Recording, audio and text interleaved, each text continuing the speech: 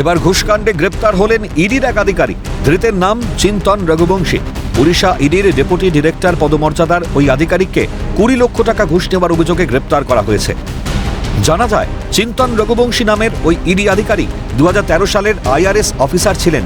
CBI সূত্রে খবর, একটি দুর্নীতি মামলার তদন্তভার দেওয়া হয়েছিল চিন্তনকে। অভিযোগ, সেই মামলায় রতিকান্ত রাউত নামে এক পাথর খাদানের ব্যবসায়ীকে গত মার্চ মাসে জেরা করার জন্য ডেকে পাঠান চিন্তন রঘুবংশী।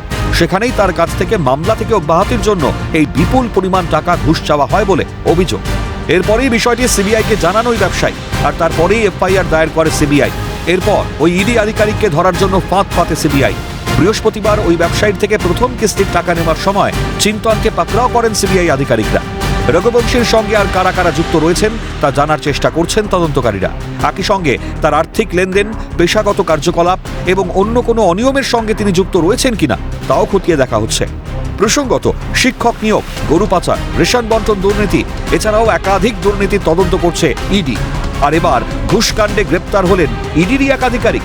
স্বভাবতই প্রশ্ন উঠছে, দুর্নীতির তদন্ত করাই যাদের কাজ, তারাই যদি দুর্নীতিতে লিপ্ত থাকেন, তাহলে সাধারণ মানুষ অভিযোগ জানাতে তার কাছে যাবেন? তাহলে কি সর্ষের মধ্যেই ভূত? প্রশ্ন ওয়াকিবহাল মহলের। সত্যজিৎ মুখোপাধ্যায়ের রিপোর্ট, ক্যালকাটা নিউজ।